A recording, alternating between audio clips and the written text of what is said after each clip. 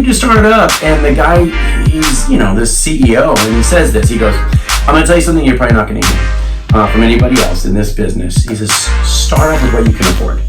Let's get real.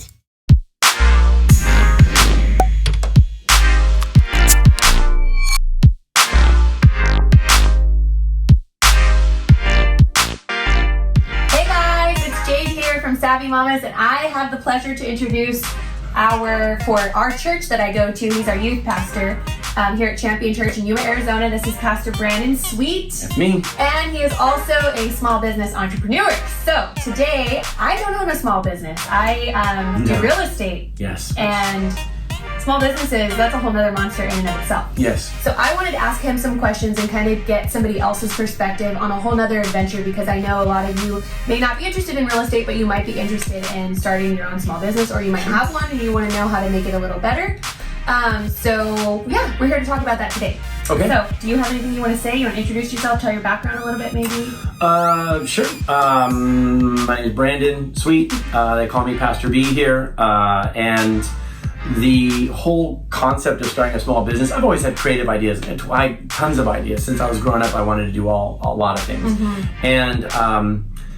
And I think this small business kind of thing kind of fell in my lap. Yeah. It wasn't necessarily a plan. It was just a thought that I just started acting on. And I feel like that's how most small businesses start. Right. They just do. And there's so many resources that are out there. Yeah. That most people don't even know they're out there. Right. And so I was just lucky and blessed because, let's face it, I've worked a lot of jobs, done a lot of things, and I've met a lot of people. Yeah. Yuma, the great thing about our town is it's a big town with that small town mentality. Mm-hmm. And if you meet the right people and you talk to the right people, you start to recognize and realize all the resources that are out there. So true. Right? Yeah. Which is so good. Which is great that you have this channel that you're doing, because hopefully our conversation today may open up some eyes and show you some opportunities that are available to you. I feel like I'm going to learn, because I've always actually wanted to start a small business, but I am going to take my own advice from my last video and learn a little more patience. Okay. And this conversation is going to help me learn a little bit. So, I have a couple questions. Bring it. Okay. Why start a small business? Why? What's the motivation? Explain. Well, I think a lot of people, especially in this kind of day and age that we're in, with just businesses and job security not really being there. Right. Starting a small business, you're your own employer. You set your own hours, and if you do it the right way and you look into and you research and study what you're possibly wanting to get into, you can establish your own salary and all of that as well. Yeah. And in my case, it wasn't that I'm going to start my own business. Right. Really, my heart and my passion is ministry. Right. Is growing the church, is building the church. And not only am I the youth pastor, now I'm kind of like this online campus pastor. We've been building our online presence, and now we're getting ready to go on cable television. You just evolve. I feel like the Holy Spirit just does that. And completely. Branches out in so many different ways. And so in the midst of all these lockdown things that were going on, I was just stuck at home, right? And I just started thinking about things that I always wanted to do, and I was kind of like, I got all this free time, I might as well try roasting coffee. And so I did. That's awesome. And apparently I'm good at it. How did you get the beans? How does that work? So there's a lot of ways to get beans, and if you didn't know, my little small business is I'm a coffee roaster. I started roasting my own coffee beans. It's called Sweet House Roasters. That's awesome. We had a bag that I forgot to bring and like oh show my gosh, yes, everybody. It's so. We had a bag that I forgot to bring. Oh my gosh, yeah, buddy. So.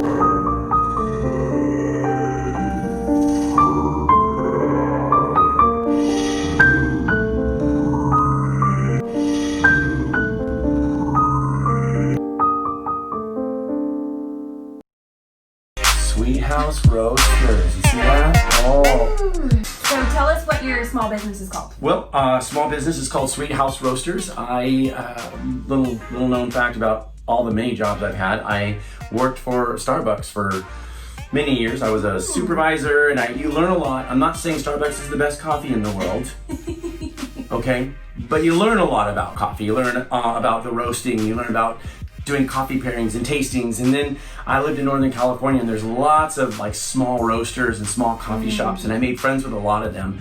And so here we are, stuck at home, all that stuff going on, and I was like, I want to roast coffee. That's awesome. I want to learn how to roast coffee. Yeah. If you've had an idea during COVID-19, will you leave that below in your comments? Like something that came to your mind, maybe a vision or something that you all of a sudden started pursuing during the quarantine? Put that in the comments below. I want to know. In the comments below. In the comments? Down there. Below. Okay. Below. Wow. And so I started doing some research, and I got this great advice from a coffee roasting company. I'm watching this because I'm like, what do I need to do? What do I need to start it up? And the guy, he's, this CEO, and he says this. He goes, I'm going to tell you something you're probably not going to hear from anybody else in this business. He says, start off with what you can afford. That's so good. Right? Start off with what you can afford. And I'm like, and he goes, if you can only afford, a couple $100 or $1,000, great. Start with something. He goes, and start roasting. You can't become an incorporation overnight. Right. Start roasting. He goes, then once you've roasted, maybe 10 pounds, give it out to some people. And he goes, awesome. Sell it. He goes, if they come back, you have a business. That's good. If they don't, you have a hobby. Go back to your day job. You have a hobby. And so I couldn't afford I didn't have anything. And I remember one of my coffee friends back in Northern California, and I would talking to them about roasting. And we started off just roasting in a cast iron skillet in our kitchen. So YouTube, thank you, looked it all up, watched some people doing it on YouTube, and you can go on Amazon. Amazon has green coffee beans, because every coffee bean starts off green. Wow. And you start off with these green coffee beans, 3-pound bags, 5-pound bags, 20-pound bags. They have a really good Nicaraguan blend. It's like $20 for a 3-pound bag. And that's what I started That's with. awesome. $20, 3-pound bag, Amazon Prime, so I got it like literally 2 days later. Cast iron skillet, and just started roasting. And I studied. I watched some videos on YouTube. Makes it extra healthy because the cast iron skillet. That's what I'm saying, right? And I learned a lot. I watched a lot of videos, and then I just did it. And then I ground it and brewed it and went, this is a pretty good coffee, And then I did some more, and then I gave some out. I have to say, I just had a cup. It was bomb. It was really good. So what you had was the Guatemalan, and which conveniently have right here. And right now we're still, we're in our infancy stage. You can get green coffee beans, and that's where I'm right now. I'm just going through Amazon. Yeah. And there's ways where I could be ordering huge quantities. So you just change it as you grow. Change it as they grow. Cool. And you go as you grow, and you can add to it, and but you gotta start somewhere. Yeah. And I started off with that cast iron skillet, and then I moved to like $100 roaster. Right. And that I'm using right now. I'm gonna add another one because. So I just want to say something going back to this. So I'm gonna kind of like bag on myself right now. Because I started a makeup company 3 years ago. That was like the all natural one, right? Yeah. Herbal, and you know what? Organic. I learned something from that. Okay. There was some things that I made that were awesome, and there were some things that I made that sucked. Right. And we can all be honest. If you need a refund, let me know. So. I need a refund. Eyeliner did not work for me. Anyways, point is, don't set yourself up for failure. Don't overpromise. If you're starting a new business, don't overpromise. Don't like you could have, roasted coffee overnight, and then you could have been, posting it on social media and creating a website, but now you're doing it in your kitchen with an iron skillet, and you're trying to market to 100 people or 100 million people when you can really only do it to 100. Start small. Start small, grow tall. Start small, grow tall. And I learned that the hard way. Be okay with failing. Yeah. Be okay, because here's the thing, like I said, start small. In this case with the coffee roasting, I started roasting, I tried it, it was good, I roasted more, I gave it out to some people, and they came back to me and went, can I get some more? And I went, oh, sure. See, and I started with like lip glosses and face mist and moisturizer, and people to this day still ask me, do you still make your moisturizer? Because it was freaking awesome. Like, it was really good. That was good. And then I kind of diverged to other things that I wasn't so strong in, and I should have been honest with myself and taken them off the market. I should have. And I learned the hard way. And so that's something to remember when you're starting a business is do what you know you're capable of doing well. Don't just try to do a lot. Oh. Because then you've got crazy overhead. Yep. And the more you go into this, the more expenses you're going to have. Right. And so, and your sister has a small business, which is I wouldn't even call a small business anymore. She is like, she's a monster. Well, they were doing, you know, Anyway. $20,000-$30,000 sales, and now they're in this. I think this last month they did over $200,000 in sales, and they $200,000 in Yeah. sales in 1 month. bc.limited. That's their thing. I'm gonna put the link below because you Yeah, really do below. need to check it out. It's phenomenal. It's phenomenal. Heather, 10%. Right. Just right. kidding. Yeah, you know, 10% discount code. I think Yeah, that's actually a good idea. I think I have one. It's not Christian. Just saying. It's okay. You know what?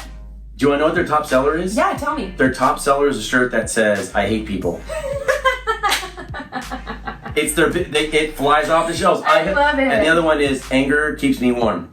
That is hilarious. Right? I love it. They're top They need sellers. a Christmas version with the Grinch, the one that anger keeps me warm. The Grinch on the back. Yeah, probably not. Okay. They're a little more hard edged than the Grinch. I'm just saying, if the Grinch was like Rob Zombie or like Glenn Danzig, maybe. But Heather's anyhow, gonna laugh at this episode. I hope That's so. awesome. It's good. Okay, so do you Okay. make money off of selling your coffee? Like, how does that work? Well, Profit. to a degree, yes. And I do. So this is an 8-ounce bag, right? So it's a half-pound bag, and typically I charge about $10 for a half-pound bag. Okay. Now, you can go to the store and get most bags are about 12 ounce to a pound. So 3/4 of a pound to a full pound bag for like $8. Right. Or $4 or $5, right? But it's like the world's crappiest coffee. I always say if the best part of waking up is Folgers in my cup, I don't want to wake up. Yeah, right? I was just saying, my age, the best part of waking up is just waking up. So anyways. I love it. So here's the thing, and I had someone go, so it's $10 for a bag of coffee, for your bag, when I can get, for half a pound, when I could spend $5 or $6 on a full pound. And I said, you're right, you can. I'm gonna ask you one thing. Do you know when that coffee was roasted? Do you know how long it's been in that bag and how long that stood in a warehouse before it got to the shelf? Because I can tell you this was roasted today. Right. And you will taste the difference. And I actually heard, and I'm not gonna post a bunch of studies because I'm just not gonna do all this research, but I did hear once upon a time from a journalist. He was like covering, Starbucks. He was just talking about Starbucks and things going on in California, and he said after a certain point of time, coffee actually starts to excrete a certain gas that is actually very toxic for your body. It does. So when you drink old coffee, you're actually like harming yourself. The reason they have these little posty thingies on the back, that little vent there, is because it actually releases like CO2 and it releases. Yeah, that's crazy. It's kind of fun. Yeah. Wow. So mine's fresh. Yeah. I roasted it. I'm telling you exactly where it came from, and so it's a little bit different. I'm like, yeah, you're gonna pay a little bit more because this literally was roasted yesterday by yours truly. Right. I sifted it. I did all the whole process. I did a YouTube video. So see there though, you've targeted your market, and that's key for small businesses. Right. Knowing how to, obviously knowing who you're marketing to, but how to market to them. Why would they buy your product? What sets me apart from Starbucks, from Folgers, from all the other ones that you can get, and what I could say honestly is, they're cheaper. They're big, huge batches, and they can market it and they can make it cheaper, kind of like Walmart, However, my coffee is going to taste better. Right. I'll tell you the other thing. You don't get that acidy, burny kind of feeling when you drink our coffee because it's fresh. And if you'd rather buy cheap coffee that's been sitting there for 3 months to 4 months, go for it, because other people appreciate the quality and they appreciate the flavor of it. And again, I make it with love, and I do small batches. I don't do large batches. You're cooking it on a cast iron skillet. I wonder what's happening in those factories. I don't even want to know. Well, it's not a cast iron skillet anymore. Now it's in this roaster that I have, this small batch roaster. That's awesome. And I like doing small batches because again, I have more control. Right. And I can check and I can monitor the temperature, and it's a science. I'm still learning. Right. And I think that's important when you're starting a small business and when you're going into a business. It's okay to not know everything, but you gotta start. Right. You gotta start somewhere. Right. So start with what you can afford. Start with what you're pretty good at or what you want to get good at, and then grow and learn and expand and try new things and not be afraid to fail. Right. Because if you fail, then you either go, okay, well, I'm not good at that, but what else am I good at? Or I'm not good at that because I did this wrong. I didn't know. Let's fix it. Like, be honest with yourself. Right. That's like key. Even in real estate, that's key. Like, there's been so many times where we walked into a house that may be for sale for $30,000, but it's like there's no concrete. Like, literally, we walked into an apartment complex that had no concrete. It was like sand and apartment. Oh. So you got to be honest with it. I know that sounds crazy, but real estate like that does get sold. And we had to be honest with ourselves, like, oh my gosh, yes, it would be so much fun, but given the jobs we have, given the ministry, given the kids, like, can we really make this happen in the time frame we need to? No. So you just have to be honest with yourself. You could have sold it though, or pitched it as like a very like environmentally eco. You know, if you want to come and get grounded, there literally. You go. The grounded apartments. I'm just saying. How do you take an idea and make it real? Well, there's a great resource here, and it's not just in Yuma, it's actually across the country, and it's this thing called the Small Business Development, well, it's SBDC, the Small Business Development Center. Wow. Arizona Western College here in Yuma, AWC, has this great place called the SBDC, Small Business Development Center. I bet if Yuma has it, other cities have it. They do. It's actually, it's kind of across, there's like a whole Small Business Development Center organization type thing. And you know what? I'll make sure that goes, there's a link, there'll be a link to that too. Randy Nelson is the guy who runs the SBDC here in Yuma.